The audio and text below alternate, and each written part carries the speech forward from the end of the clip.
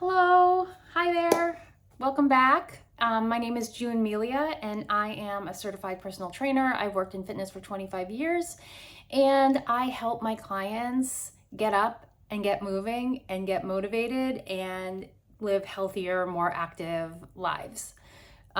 So I am going to talk a little bit today about 3 red flags that I see with clients, things that indicate to me that my client needs, or anybody that's in my world, might need to start focusing a little bit more on their health, their fitness, their activity level. So these are the 3 top things that are red flags that I see.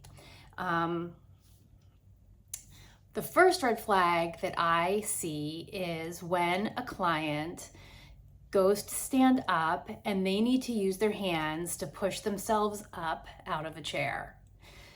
That is a huge red flag that their legs are not strong, their legs are weak, they may not have any, maybe no muscle, maybe they have some pain in their lower body or their back. Whatever the reason may be, it almost at that point, it really doesn't matter what it is. But using your hands every time you get up out of a chair indicates that there is something going on in the lower body, typically, that needs to strengthen, needs to get stronger.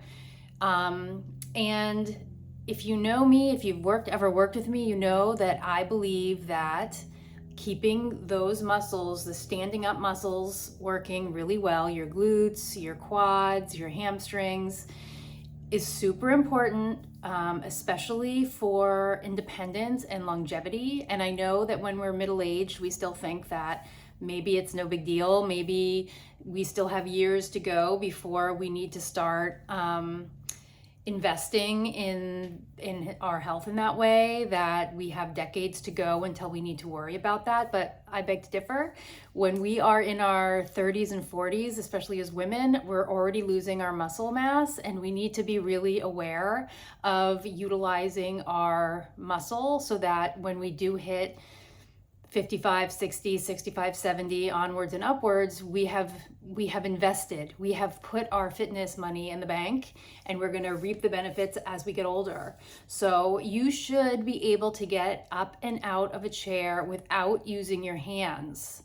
If you can't do that, then it's time to start working on it. It's time to sometimes it's just awareness, and just when you're going to stand up, you just use your legs and you don't push, because you want your legs to be able to do the work. Your arms have other work to do.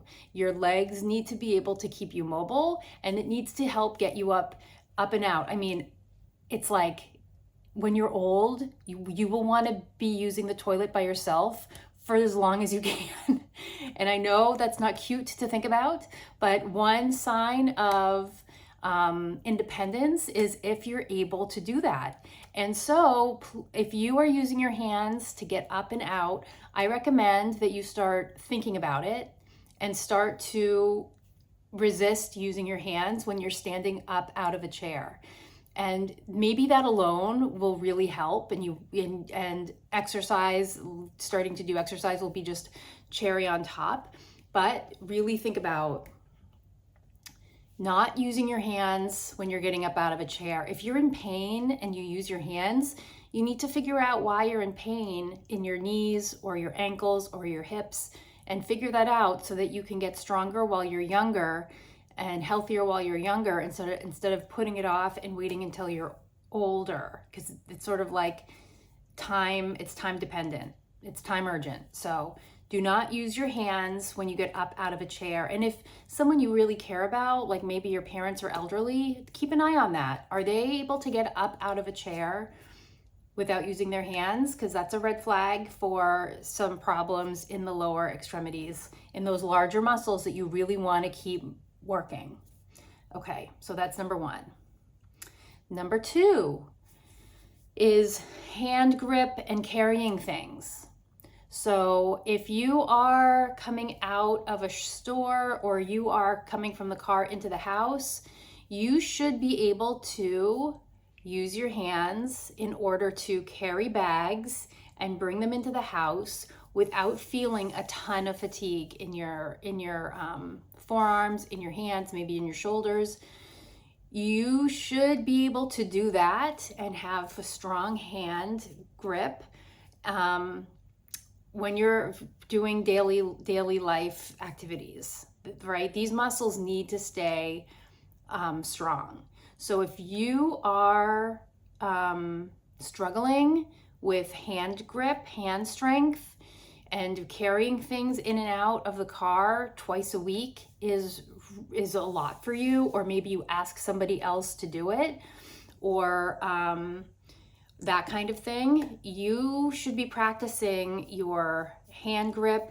Working with free weights is helpful with this because you're holding weights while you're moving. You can even hold on to weights and walk around your house and get your grip strength, and also just your muscles, your tendons, your ligaments, everything working. So just having even like, start wherever you can, 3-pound weights, 5-pound weights, 10-pound weights, up, and hold on to them for a few minutes and get those muscles working. It also helps with being able to open jars yourself, which is really important, so that you're maintaining, again, that independence. And it's, again, maybe you're young, but you eventually will be older, and you want to be able to open jars, hold things, screwdriver, all of that stuff with your hands and your forearms. It's important for our hands to be able to grip and turn, and all of these muscles to work really easily and really well. So you want to be able to maintain that. So it's like carrying your groceries in, carrying your laundry, all of that upper body. If daily living tasks around your house fatigues you, then that is a red flag that you need to exercise more often, especially with weights or with a band or something that is causing you to over stress the muscles, so that when you're carrying groceries in, that feels easy. Carrying groceries in reasonably, a bag of groceries, should not feel strenuous for you. So walking around the house with weights in your hand, going up and down the hallway once or twice or 3 times, holding 3, 5, 10 pounds weights can help you maintain the dexterity in your hands. That's very important for maintaining independence, which again may seem silly if you're in your 30s or 40s or even 50s, but the reality is that the older you get, the less ability you have of maintaining or improving your fitness. So beginning this in your 30s and 40s and 50s is crucial. When I see people like this who are in their 20s or 30s, that I am like, oh my gosh, you're young and you feel like this. You need to be able to get up out of a chair without using your hands. You need to be able to do things with your hands without feeling totally fatigued. Carrying groceries from your car to the house should not fatigue your muscles. It should not feel exhausting. Okay.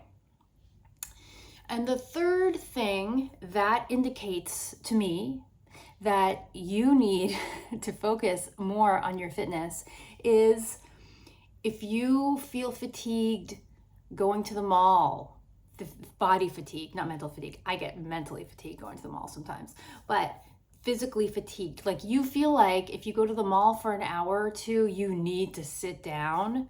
That's a red flag. If you feel like you climbing a set of stairs or two, you have to sort of catch your breath and you get winded, that is a red flag.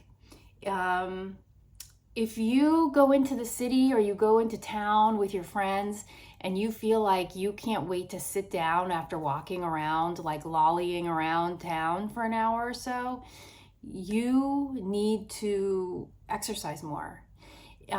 If standing for 10 or 15 minutes makes your legs hurt, you need to be focusing on exercising consistently, much more often than you are. So those things are red flags to me when I see people at the mall and they're like, look like they're really tired, and maybe they did something, like who knows, maybe there's more to this than I know. That's fine. But you know, those activities, this is what we call activities of daily living. You should be able to do these things without total fatigue. Your heart rate should not go through the roof when you go up a flight of stairs at a normal pace. You should not feel fatigued shopping at the mall or rolling your cart through Target. Your legs should not hurt if you're standing in line for 10 minutes standing.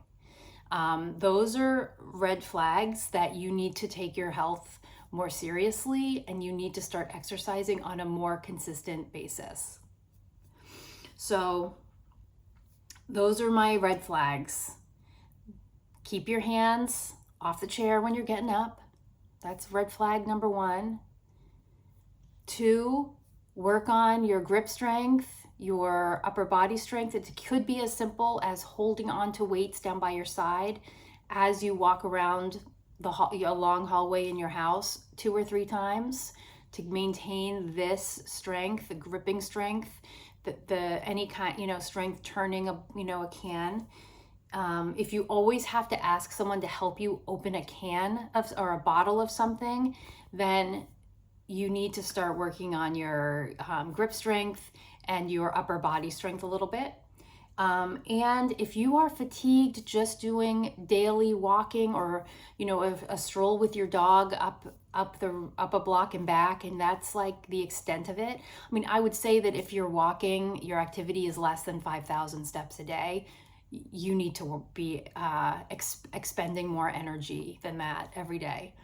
So those are the 3 ways that I know that someone needs to prioritize exercise into their lives on a more consistent basis so that they can live a better life from their 50s, 60s, 70s, 80s, 90s, and beyond. We want to be as independent and healthy as we can, and that means that we're going to have to work on maintaining your muscle strength for as long as you can, maintaining and or increasing.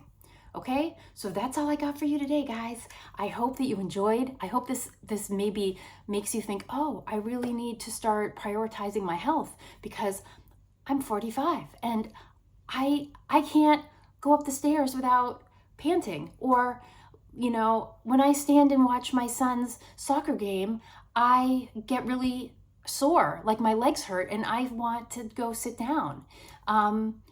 Or I do use my hands when I stand up. So and I gave suggestions at how you can help yourself get better. And maybe there's someone in your life that you wanna clue in and help with this. But that's it for me. I would love it if you liked just to subscribe to this little channel here. That would be wonderful because I'm planning all sorts of great information here about maintaining, improving your health and your longevity and your independence. So if you want to get on board, that would be great. I've got lots of things coming up the pike here for anyone who watches these videos. And